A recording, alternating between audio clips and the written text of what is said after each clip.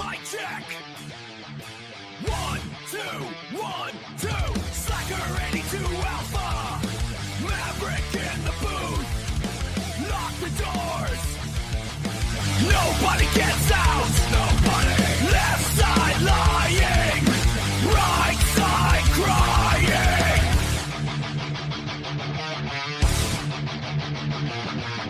Think of the names on the ballot. Throw the whole box in the gutter. Red tie, blue tie, same vulture. Feeding on the scraps of the street. You talk big from the hill, but the basement is flooding. Promises rot in the sun, like trash on the curb. I see the wolf in the vest, see the wolf in the vest. You think you are untouchable. I am the heavy hand, I am the cold wake-up call. No more handshakes, no more fake smiles, just the raw truth slamming into your chest. No one is safe, Maverick is here. The wrath is coming down. Break the lock, kick the door. No one is safe. Truth is like a hammer. Truth hits is like a hammer. Red or blue, you all fall. Slacker82 Alpha. I don't care who you vote for. You are all getting played. The system is a rusted trap, and I am the one with the bolt cutters. Shout it till your lungs burst. Shout it's ugly and loud. The truth is ugly and loud. Stop looking for a hero. Look at the dirt on your hands. They sell you a vision, then they steal your boots. I am the noise in the alley, the grit in your teeth. I keep your head down, or get it taken off.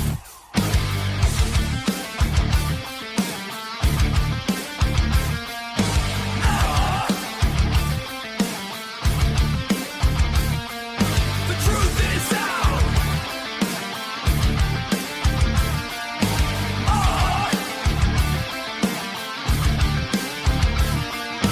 Maverick is the judge. Court is in session. Shut it down.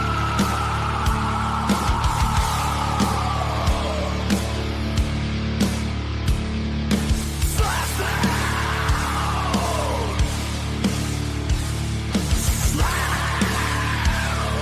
Slacker82 Alpha. We out.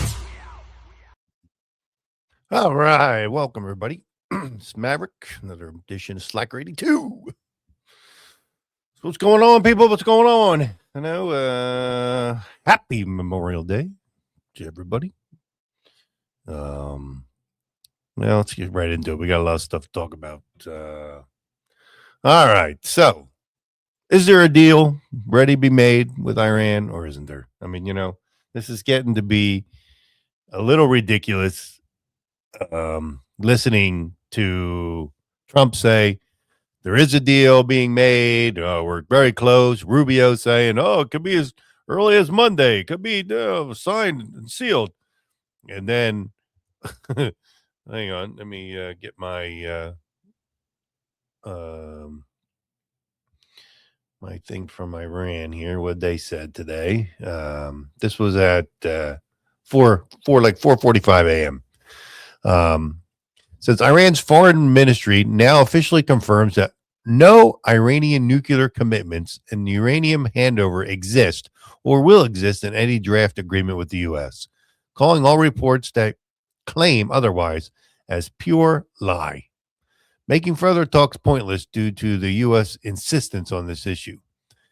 Based on that issue, the statement declares that we are not signing any agreement with the U.S., and no one can claim we are close to reaching an agreement.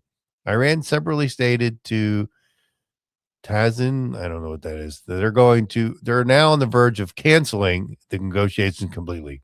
So Iran's saying, Trump, you're full of shit, when Trump's coming out and telling the American people that we are so close, we're right there, we have a good deal working out, and Iran is desperate to sign, and all this garbage, and then And then they come behind and say, this is from their Iranian Foreign Ministry.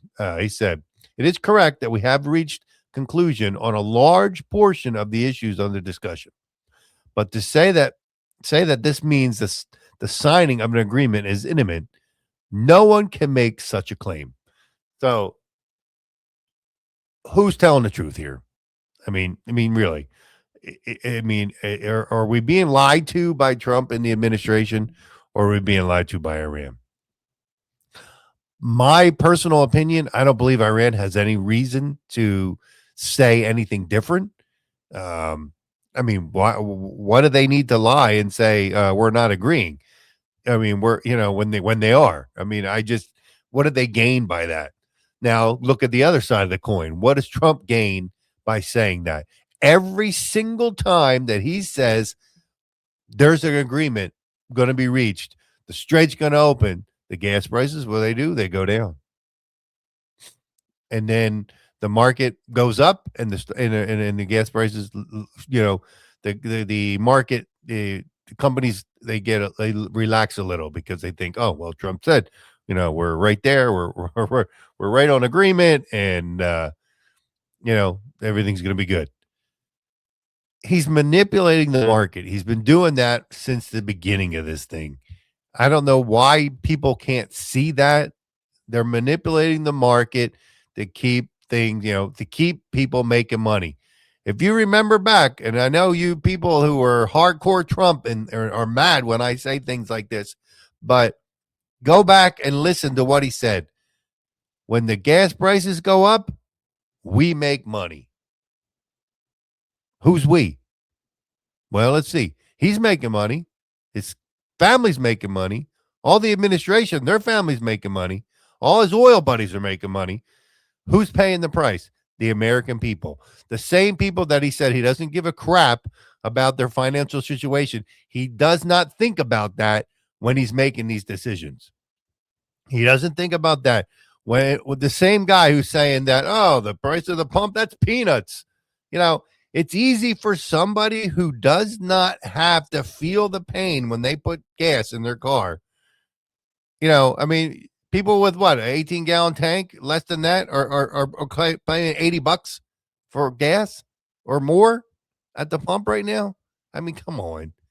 It's so ridiculous. And I saw something really good here, and I saved it so I could, and of course, now I just lost it. I had something that, crap, where'd it go? I should have saved it. Damn it.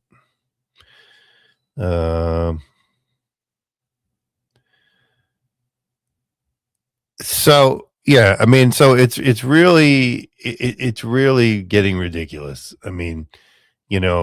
Every time, with Trump saying, oh, well, we're close to a deal, and then Iran turns around immediately and says, no, we're not. So it really makes you say, what is going on here? Who is telling the truth and who's not? And it's a shame, because what did we vote for? We voted for transparency from this administration, and we're not getting that at all. We do not get transparency for some reason.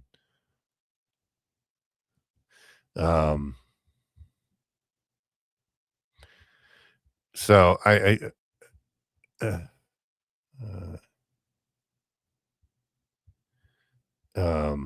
sorry, I got a text message in the middle here. So yeah, it just doesn't make any sense. And it just makes you, it makes you wonder. And my opinion is he does it because he knows that he has to say that in order to keep this market stable. Because if the markets aren't stable, then everything's going to crash. And we're on the verge of a market crash. So, it aggravates the shit out of me, because I just rather him tell the truth. I'd rather him say, look, we're trying, They're not agreeing right now, but we're working on it. I'd rather hear that than keep hearing, and then Rubio coming out and saying the same thing. Oh, we're going to have it signed by Monday. Yeah, bullshit. I mean, it is. It's just bullshit. Don't stop blowing smoke up the American people's ass and tell us the truth. We voted you in for transparency, and you're giving us nothing. You don't give us any transparency at all, and you don't give us the truth at all. It just aggravates. And I'm sorry that people aren't going to like what I'm saying, but I I speak what I call it as I see it. I'm not saying that I'm always 100% right, because I'm not. But in this case, I don't feel that I'm wrong. I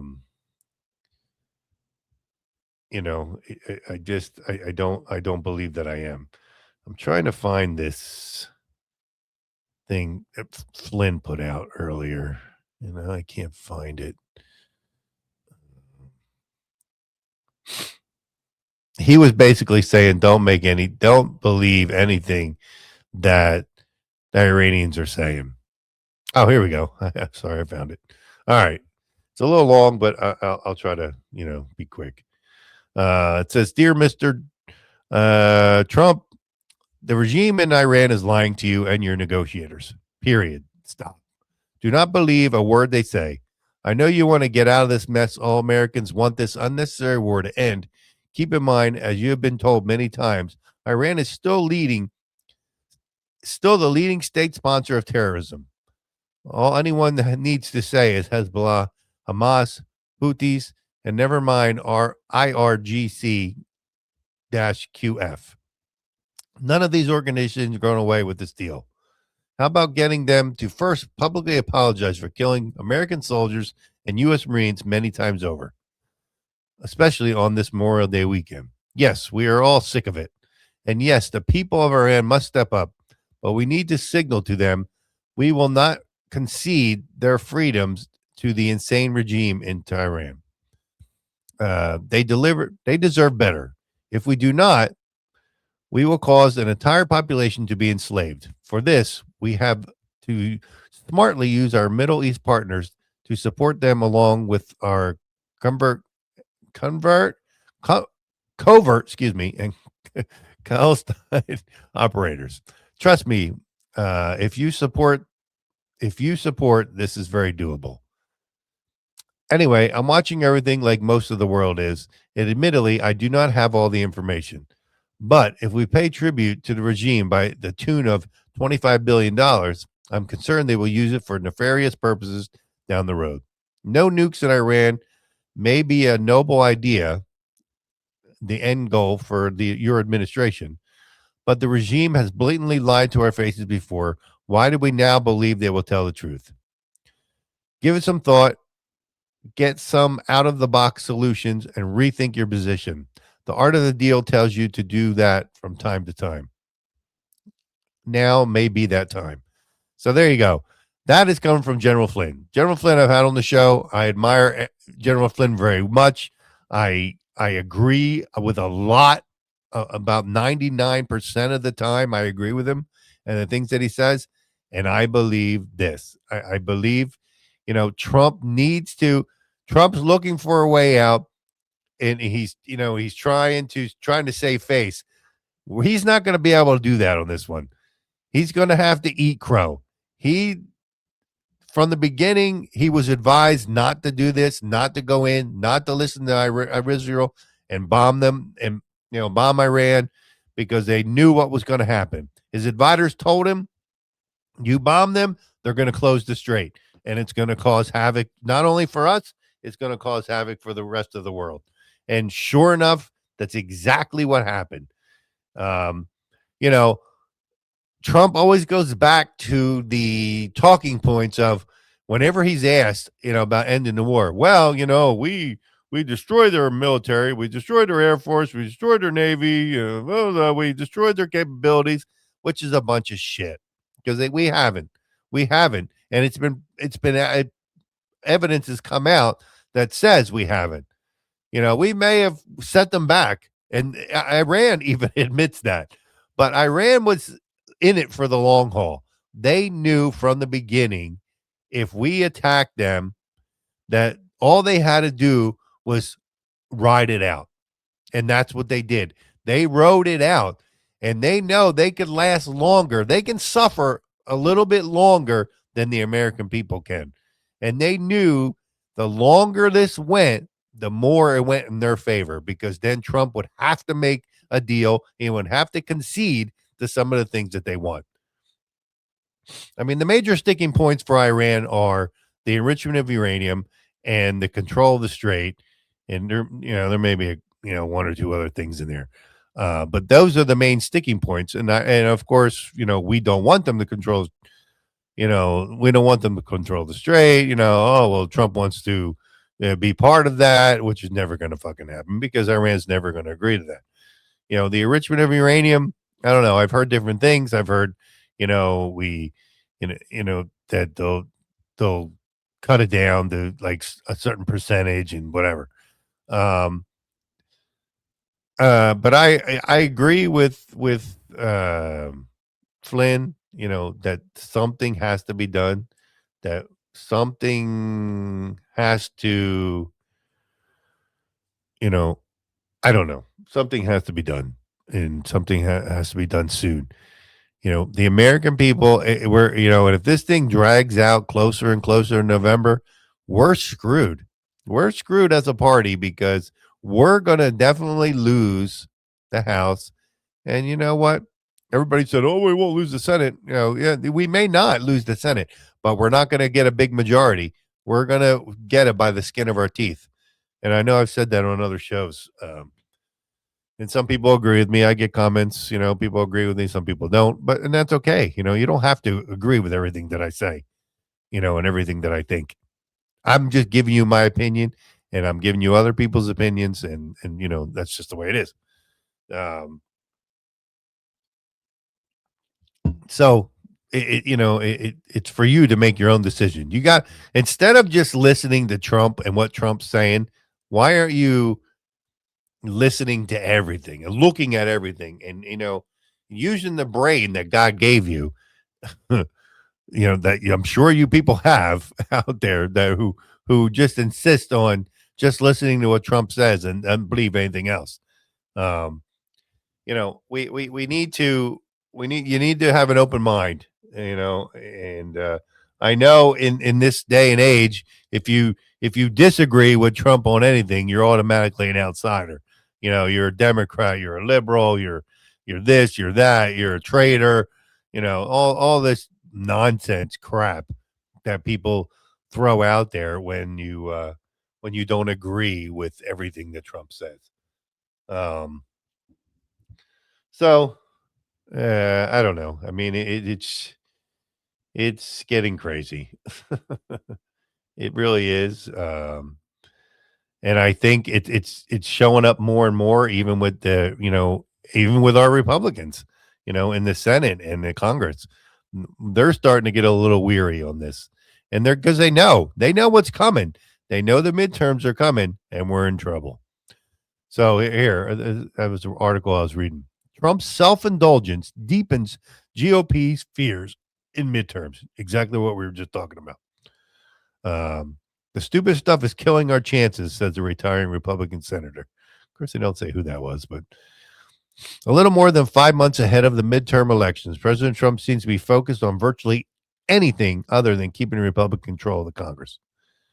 He has endorsed a MAGA challenger over Texas senior Republican senator, ignored warnings that it could endanger the seat. He also boasted almost daily about his expensive new White House ballroom. He has minimized gas prices, waving off spiked prices at the pump as peanuts last week compared to what he is pursuing in Iran. And even as he is engaged over the weekend in negotiations to end the Iran war that he began, Mr. Trump has made plain that he prioritizes record abroad above domestic affordability. which he dismissed repeatedly as a Democratic hoax. I'm sick of hearing that too. Oh, it's a Democratic hoax. The Democrats made it up. Oh, no. I'm sick of hearing that shit. For many, a new jaw dropper came last week when Trump created the $1.8 billion fund to pay people who say they have been victims of weaponization and lawfare, including those who attacked the Capitol and law enforcement officers there on January 6th, 2021. And since Senate Republicans, many who have lived through the day, returned home vexed by a president who appears to set on pursuing his personal priorities ahead of the November midterm election. Even in doing so, undermines his own party. They angrily abandoned Washington on Thursday without funding the president's immigration crackdown or the $1 billion he wants for his ballroom. Well, I mean, that says a lot right there. Congress and Senate are getting aggravated. It's just, and Trump just doesn't seem to care. And if he does, he's not, he's not doing the right things. He's just doing his own thing, and that's going to hurt us. And look, he doesn't give a crap. All he's worried about is his legacy and getting his name on everything that he can get his name on. And, because he knows once he's gone, the Trump name is going to be erased. Especially if we lose in 28, the Trump name will be erased and everything that he did will be erased. The Democrats will change everything back just like they did after 2020. They'll try to erase anything good that he did and get his face and name and everything off of everything. I mean, he's so busy worried about his name on a freaking on money, his signature on money, his face on a money, or a face on a coin, a stupid arch that he built, all these things, this stupid ballroom. I mean, he's worried about dumb things when he should be worried about the country and the fate of this country and what's going on. And again, I don't care if you don't like what I'm saying, because this is my show and I can say whatever it is I want to say. I speak the truth. Truth is hard to hear sometimes. But like my tagline, the truth shall set you free. And you know what? Take the fucking blinders off and wake up to what's going on. We're being played here. This isn't the same Trump from 2016. This go around is not the same guy that we had back, that we all followed back in 2016. He's not the same guy. He went into this for a whole different set of reasons. He didn't go into this to save the country. He went into this to get right every wrong that went against him. Attack everybody who wronged him, who was disloyal to him. He's going after everybody. And I've said this on plenty of shows. You can go back to the archives of the show. I've been doing this show for 10 years. I've never changed my tune. I support Trump. When he does something good, I'll be the first one in line to say he did something good. But when he's fucking up the country and doing all this stupid shit, then no, I can't support it. I cannot just sit back and be like I don't see it. And that's what drives me nuts about Trump supporters, is they act like they don't see anything. Oh, I didn't hear him say that. Yeah, I mean, come on. I didn't hear him say that. Oh, I didn't see that. It doesn't matter. It's just Trump.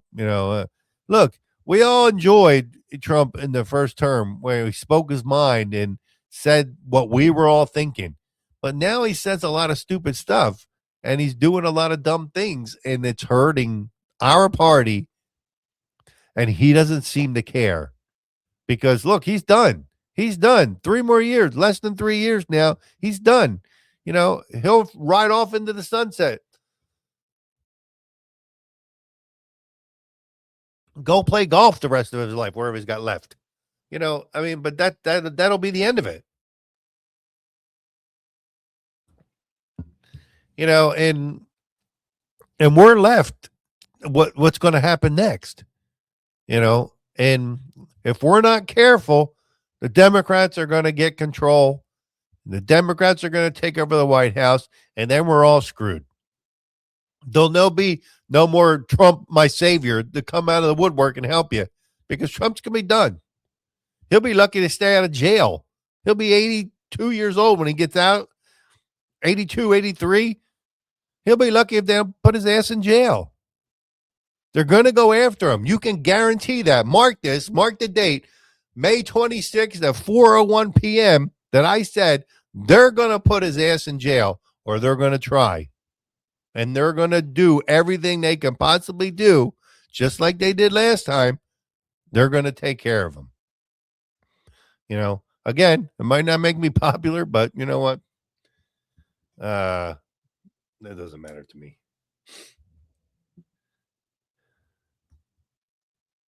You know, you got to wake up. I mean, it's time to wake up and take the blinders off, and and view it for what it is. You know, just view it for what it is. I mean, all right, so let's move on from that. Let's talk about Venezuela. I mean, look, the United States has, how do I word that? The United States has a habit of going into countries in the name of liberating them and helping their, we need to help their people, and that's what we got to go in there and get the tyrant out of whoever's in charge. We need the regime change so that people can live happy. Well, so we go into Venezuela, we take out Maduro because we say he was so terrible, that we need to get rid of him. And then what do? The country's in worse shape now than what it was before we took him out. All right. So listen to this. I'm going to read some of this here. Maduro is gone, but repression in Venezuela has intensified. Security forces have boarded buses, searched phones, interrogated people looking for evidence that they welcomed the capture of Nicolas Maduro. All right. Government officials led a large crowd of Venezuelans through Caracas, the capital, on Tuesday, marching to demand the release.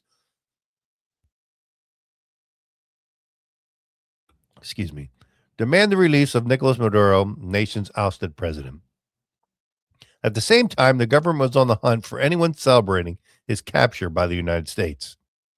Over the past several days, security forces have interrogated people at checkpoints, boarding public buses, searching passenger phones, looking for evidence that they approved of Maduro's removal.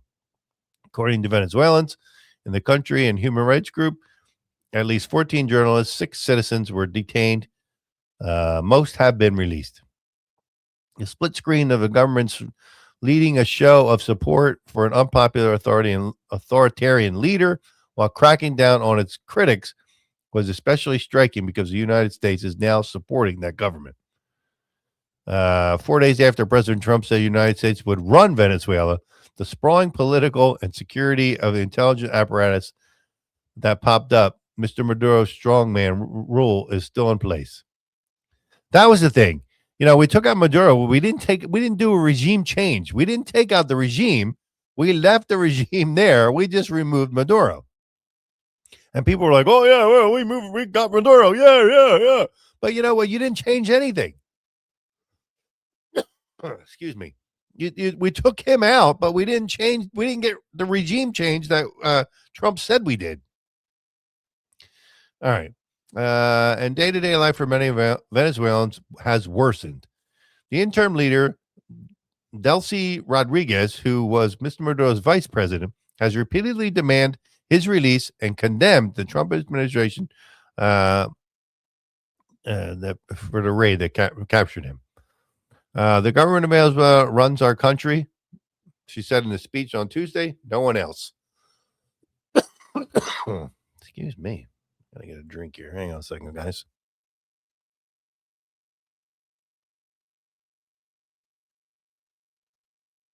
So the person that we left in charge, the vice president, who, to be nice, she said, she agreed, saying she was going to go along with the United States. But now she's saying, screw you, United States. I'm not doing anything you want. And Trump fell for that. That was the problem. Trump fell for that. He was so insistent on getting Maduro out of there that he didn't think about anything else. He didn't think about who was going to run it after. Despite Ms. public criticism, White House officials have expressed confidence that she will follow their orders. There have been indications that they might be right. On Tuesday night, Mr. Trump announced that Venezuela had agreed to give the United States 30 million to 50 million barrels of oil. Venezuelan officials have not immediate response. Oh, sorry. So far, it appears that Mr. Trump demands on Venezuelan government, which he and other American presidents have denounced for its repression, have been relatively narrow. In public comments since Mr. Maduro's capture, U.S. officials have focused largely on Venezuelan oil, big surprise there, and its connection to drug trafficking. Privately, they've also pressured Ms. Rodriguez's government to expel spies from military personnel from China, Russia, Iran, and Cuba. Whether or how the Trump administration is prioritizing democracy and human rights in its talks with Venezuela is less clear.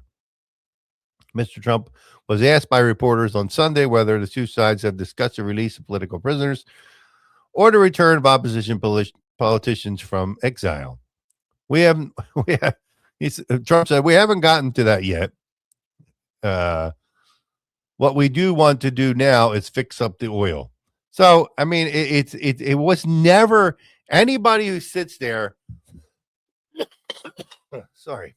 Anybody who sits there and says, we went in there to help the Venezuelan people is an idiot. Because it was never about helping the Venezuelan people. It was always about the oil. We wanted to control the oil because we didn't want Russia or Iran getting hold of it. And that's it. I mean, there is no other thing behind that. It wasn't help. It wasn't, we need to get Maduro out of there because he's bad for the Venezuelan people. That wasn't the case. And anybody who believes that was an idiot. I don't know. So they got, armed masked men driving around the streets with guns and and I used to always get heat. I go, I had somebody from, I lived in Venezuela and we're so happy that Trump did this for us. He lived there like 37 years ago and he's telling me how happy the people are. The people can't be that happy if all these things are actually happening in there. So the people aren't happy that they're still being oppressed. I mean, come on. It doesn't make sense. It just doesn't. I don't know. Oh, let's see. U.S. heading toward national debt crisis. Yeah. I don't know if I want to get into that one. There was another thing that I saw that I thought was pretty interesting. Let's see if I can find it here.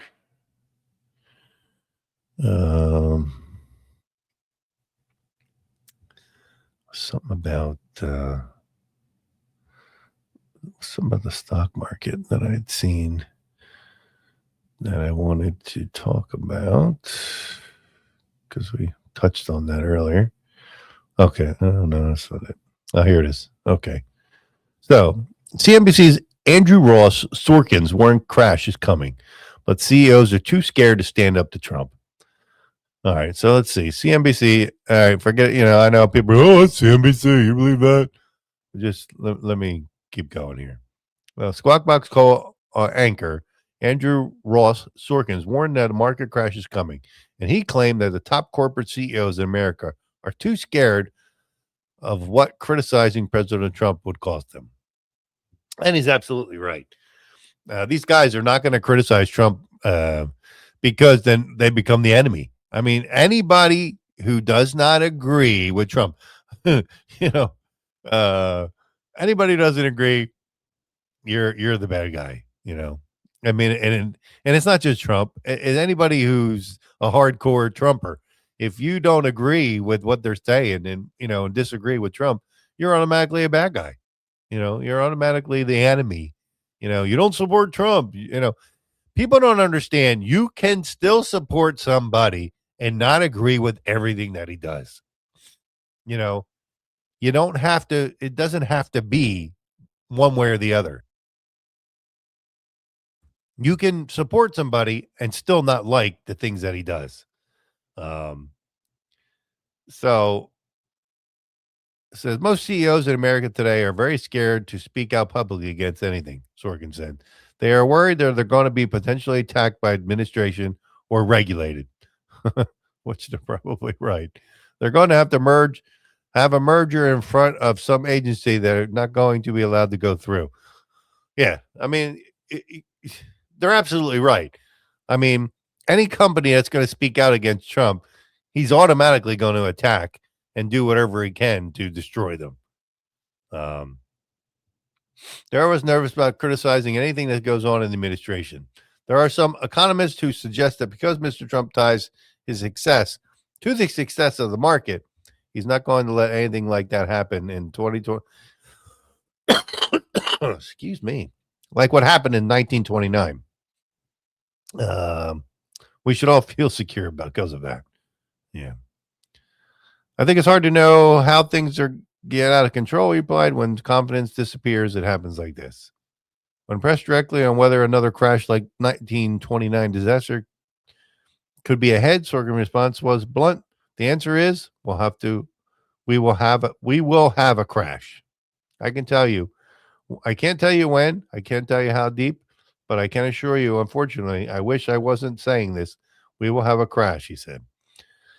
I mean, look, I'd be the first one to tell you, I don't really follow the stock market. I mean, I'm not a stock person, I don't follow that and stuff.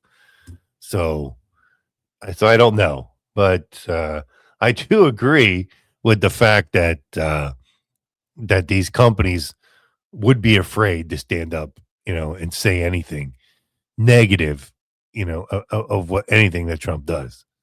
They're just not going to do it, for fear of retaliation. I mean, and it's true. He'll do that. So, all right. So, here, I'll get off, Trump and the administration and the stupid things that they're doing.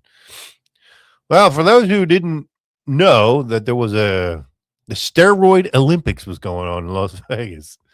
The enhanced games backfires is just one of the world records broken during a controversial Las Vegas event. So apparently, it was an Olympics for enhanced drug user, athletes. They wanted to prove that, these athletes could blow away any records or anything like that. I mean, look, but it didn't kind of go that way. The controversial enhanced games suffered a major blow after only one world record was broken during an inaugural event, despite athletes being openly allowed to use performance-enhancing drugs. Organizers behind the heavily criticized competition had boldly promised a new era of sporting domination, insisting the use of testosterone, health growth hormone, and specialist steroids would shatter long-standing athletic records. Well, come to find out, they offered $1 million. The gist of it is they were offering $1 million to any athlete who broke a record, broke a standing record in whatever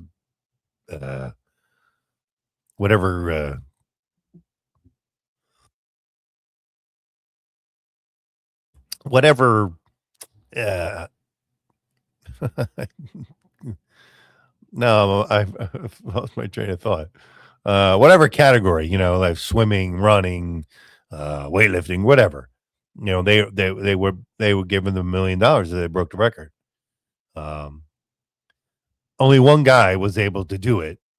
A German guy in swimming, I think it was. He was able to do it, but nobody else could do it. And then on top of it, there were athletes, American athletes, that swimmers, and I think something else that were in it, but weren't taking any enhancement drugs.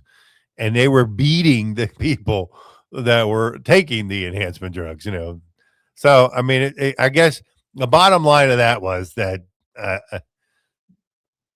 I guess that, steroids don't always help. I mean, sports enhancing drugs don't always help. I don't know. I mean, but apparently it didn't go as well as they thought it was going to go. And, you know, yeah, that's just the way it is, I guess. I mean, look, steroids aren't magic. I've always said that. I know plenty of people who take them, uh, and they're not magic. You got to work. Still got to do the work. You still got to put in the hard work when taking them, or they're not going to do anything for you. So let's. I was going to touch on the Cuba situation because it keeps coming up. We keep hearing Trump say that Cuba's next, and Rubio keeps saying Cuba's next. We're gonna take it over. I think I talked about this on the last show. That I don't agree with that. I don't agree with us going into another country, in the name of regime change, because we all know that's not what it is. It's not. I mean, the Cuba's been this way for how long? You know what I mean? Since when Castro took over, it's been this way. I don't believe that Trump is doing it because, hey, I got to help him out, like we did in Venezuela, like we did in Iraq, like we did in Afghanistan. I mean, we can go on, name different places that we just didn't do anything for. We went in there in the name of regime change, in the name of, helping the people of those countries, and we didn't, and we end up leaving them high and dry. And I think Cuba's a little different. I think there's money to be made in Cuba, and I think Trump and his buddies, I can see Trump building a nice big tower right there on the water, a nice big hotel and a golf course and all kinds of stuff, and making money. People would go to Cuba. I mean, from what I heard, Cuba used to be a really nice place. I mean, I don't know. I've never been. I don't really know that much about Cuba, but I do know and I do believe that it's, Trump and his buddies, got together and said, "Oh, we need to, you need to go into Cuba and get us Cuba so we can help Cuba. We can help their economy, and we can boost their economy and bring all these hotels and and resorts and all kinds of stuff there, and people will come and spend money." I can guarantee you the Cuban people there don't give a shit about that. They're starving, and we're starving them. We've cut the oil, any oil coming in there. I mean, I think I just read the other day that they were completely out of oil, completely out. And, and the country was in darkness, and, you have, gangs running all over the place and everything. You know what I mean? I mean, it just doesn't make, for me, I don't agree. I mean, Trump, as soon as we're finished with Iran, on the way back, we'll stop there. I mean, come on. He can't even get his ass out of Iran. Let's concentrate on the one fuck up you did, and let's get us out of that first. And then, maybe, we'll go somewhere else. And that's a big maybe. I just, his priorities are just not. It's not, the whole MAGA, make America great again, America first. That's gone. MAGA is dead. I don't care if you don't want to believe it. You can still walk around with your blinders on and saying, wear your make America great hat again and all that other shit.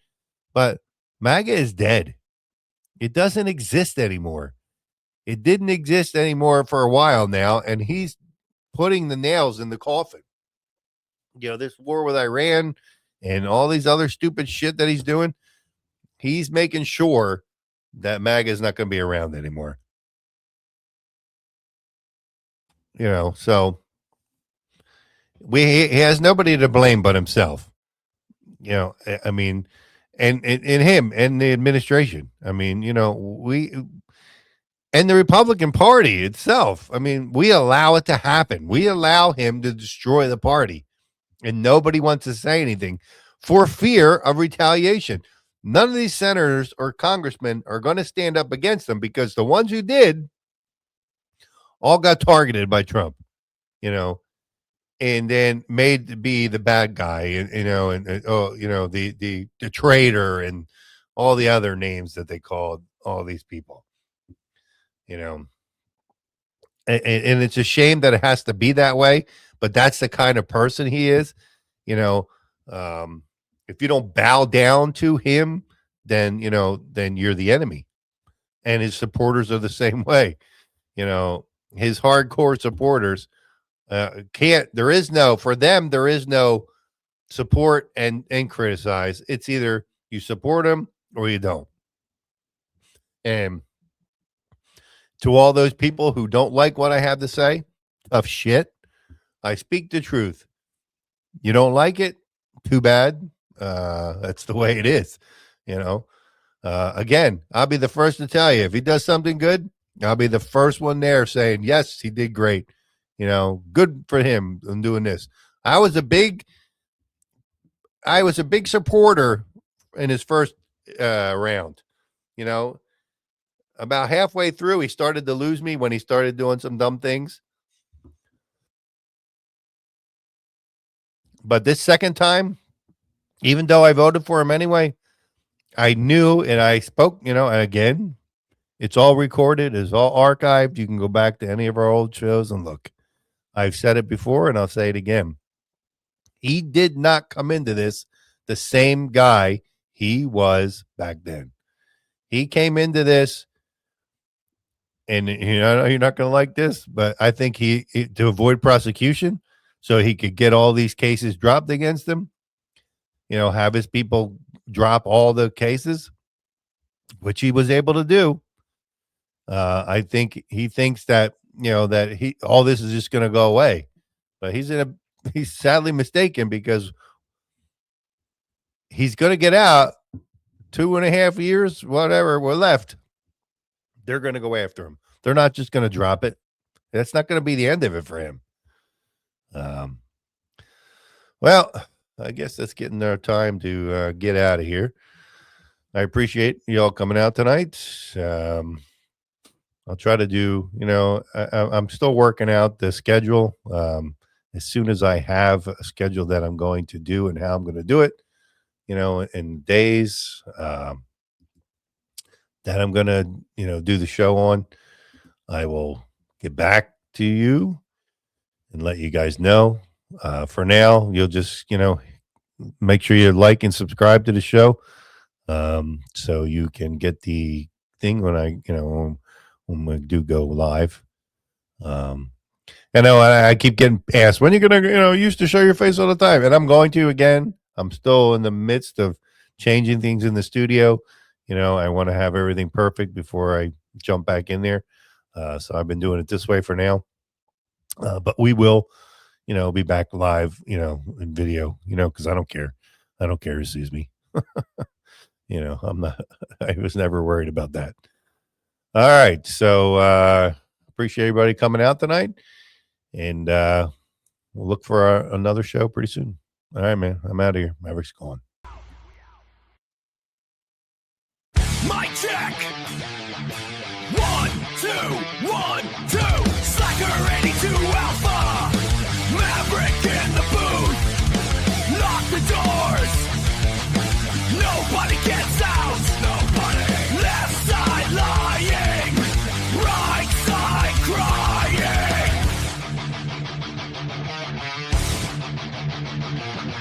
Think of the names on the ballot. Throw the whole box in the gutter. Red tie, blue tie, same vulture, feeding on the scraps of the street. You talk big from the hill, but the basement is flooding. Promises rot in the sun, like trash on the curb. I see the wolf in the vest, see the wolf in the vest. You